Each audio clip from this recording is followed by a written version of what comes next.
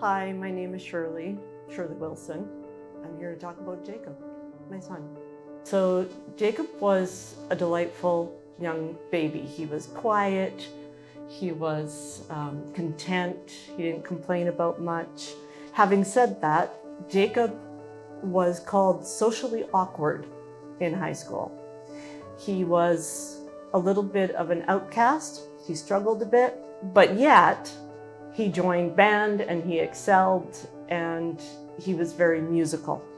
Later though, it turned out that he actually had a learning disability, and that caused him to leave French immersion in grade 11 and go into the heavy equipment operators program. And school frustrated him until he got into that program. School being the academic part because of a learning disability, which doesn't really have a name so much as it has a designation, but basically he couldn't take the words and thoughts in his head and put them down onto paper. When we got a computer into the home, he decided that this was his next place to conquer, and he spent a lot of time on the computer, and that you could see a lot of that in the last few years, where he spent significant amounts of time gaming or chatting with friends. He really made a significant connection to these young people. And when I talk about his accident, it will become clear how close these individuals were and how much it meant to them that Jacob had survived.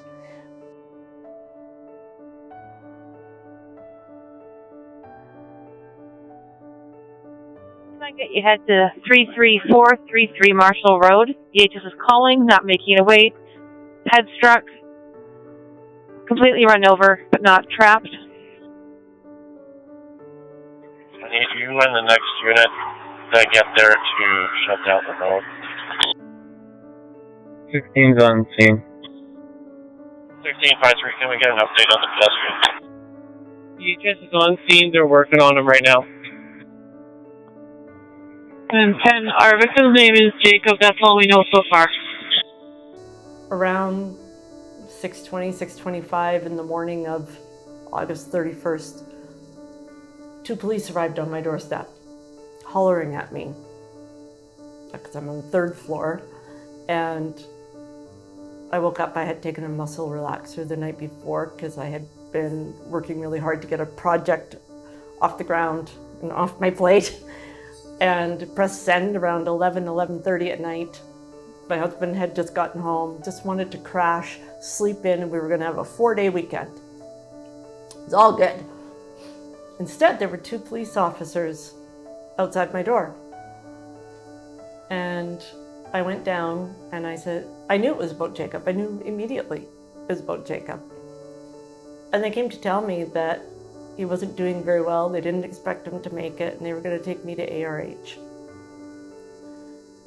And so I went back in and got my stuff, and I started to collapse. And the male officer had the radio, and I could hear him talking, and then he turned and he looked at myself and the female officer, and he said, "Change of plans, we're taking you to Royal Columbian," which goes from absolute devastation to hope in a split second. Like, it changes so fast.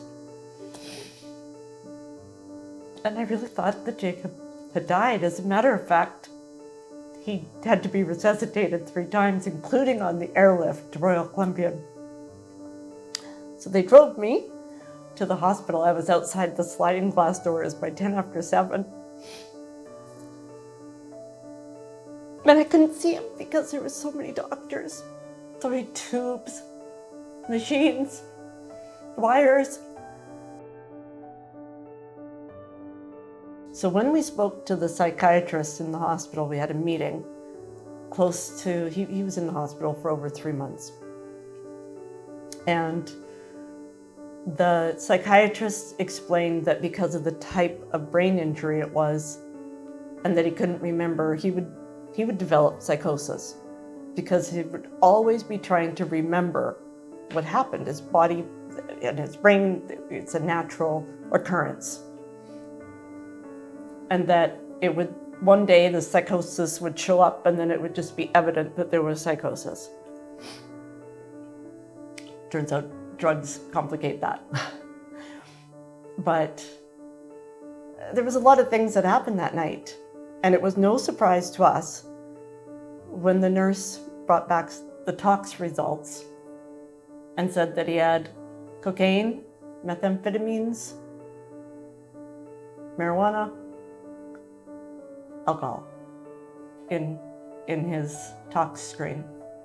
We weren't surprised. It wasn't a shock. It was actually kind of expected. I thought he was doing really well. Like, I'd go pick him up and he was doing wonderful, amazing things. He was still working and everything. And then I got this call that he had lost his job and found out that there were a whole bunch of times that he had been late and it wasn't going as well as he had portrayed that it was going. But he said he was using drugs time to time, but not really, and I shouldn't, like, he wasn't an addict or anything like that. So we started having conversations about the expectations of, if you're living here, you can't do that. This is my home, it's our home, but it's our home under these conditions. So he started doing some other things. There was, he was making shatter in the backyard. We live in a townhouse. He started to experiment with some other drugs. He was choosing to get high instead of be responsible. But he wasn't doing meth yet. That started later. So and this is where it starts to get messy. I asked him to move out. It was a very difficult conversation because I didn't want to turn my back on him. I didn't turn my back on him. I like to think I didn't. But I wanted him to be accountable for his behaviors, and I didn't want to enable him.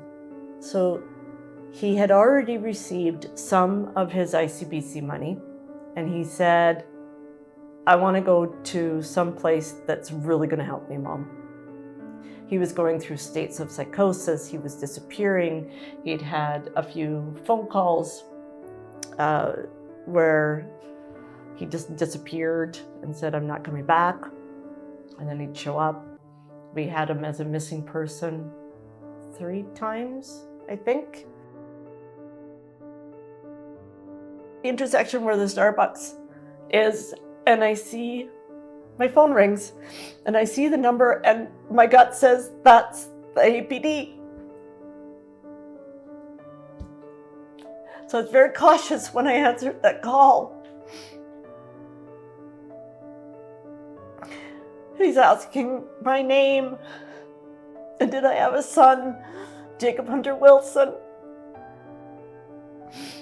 And then he regrets to inform me, and I can't tell you any of the rest of that. I don't remember. I barely remember getting through that intersection into the Starbucks, where I sat in that parking lot for 2.5 hours. So he became a statistic that day. The night before, actually. He died November 11th, when I was still looking for him.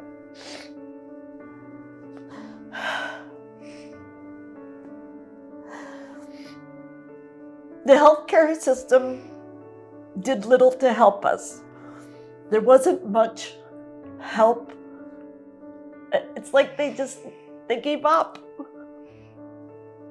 They just said, yep, he's an addict, got a brain injury. We're just gonna turn and burn. Twice in 48 hours, they discharged my son. Twice. And he died. Because they wouldn't help him, because they classified him in some pigeonhole ideal that what he didn't deserve to live. But he was a human. He was a son, he was a brother, he was a nephew, he was a grandson, he was a stepson, he was a friend, he was a cousin. Apparently he wanted to be an uncle.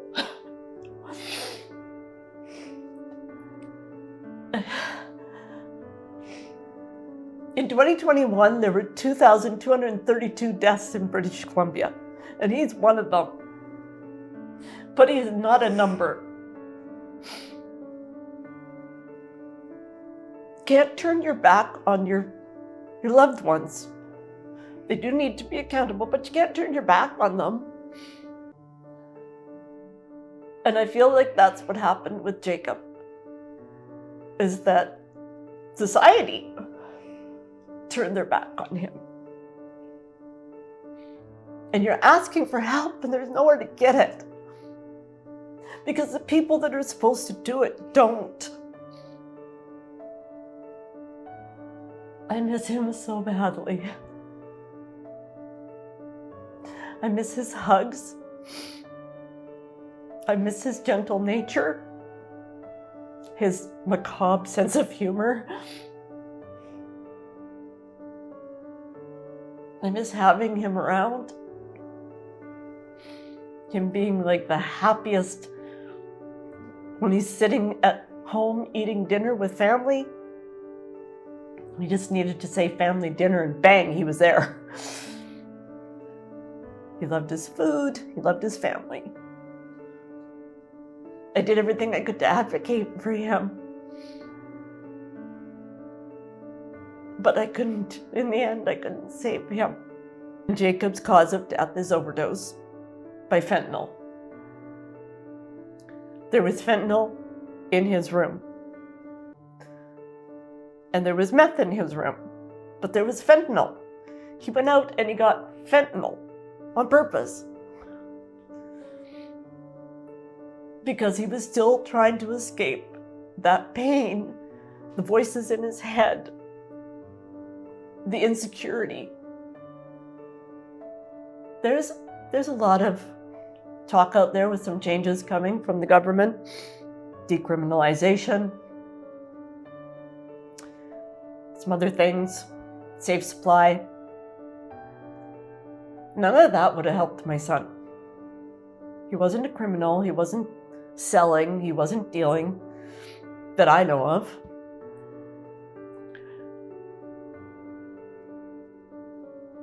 It wouldn't, none of that they're proposing is the solution to the problem that took my son. And Maddie became a sister who lost her brother to an overdose, which is what she didn't want.